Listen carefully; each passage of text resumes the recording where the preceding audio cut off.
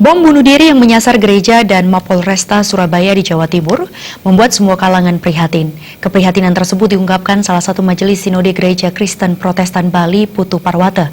Selain turut berduka cita dan mengutuk pelaku tragedi Surabaya, pihaknya berharap khusus di Bali, seluruh masyarakat saling menjaga dan ikut melakukan pengawasan secara bersama agar tragedi yang menelan belasan korban jiwa tidak terjadi di Bali.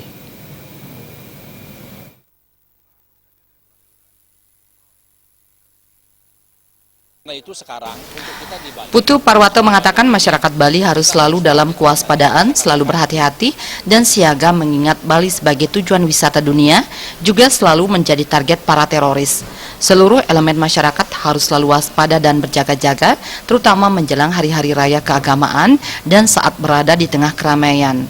Pemerintah, Polri, TNI, para tokoh agama, tokoh masyarakat, dan segenap komponen masyarakat harus selalu dalam keadaan waspada dan siaga dan tidak terprovokasi. Jadi apa yang kita sudah kembangkan di Bali dalam ini menyambut Braille, ini harus dipertahankan. Bagaimana kita mempertahankan menyambut Braille ini untuk kepentingan kehidupan kita, hidup berdampingan, hidup damai, hidup aman, hidup sejahtera. Oleh karena itu sekarang ini kita mengimbau kepada seluruh masyarakat yang ada di Bali, yang ada di Badung khususnya, supaya mewaspadai lingkungannya. Jadi lingkungan ini harus dijaga, diwaspadai, kalau ada kira-kira yang mencurigakan supaya segera dilaporkan. Dan pos-kamling ini sekarang supaya dihidupkan. Dan kami pemerintah Kabupaten Badung akan berkomunikasi dengan pihak kepolisian, dengan pihak TNI untuk melakukan sinergitas dalam gabungan menjaga keamanan Badung dan Bali ini. Dan ini tentunya perlu dukungan bersama. Seluruh pemimpin umat yang ada di Bali, seluruh pemimpin umat yang ada di Badung ini agar betul-betul melakukan komunikasi ke dalam. Ya, menjaga dan memberikan pemahaman bahwa hidup kita di Bali ini adalah menyambut Braille.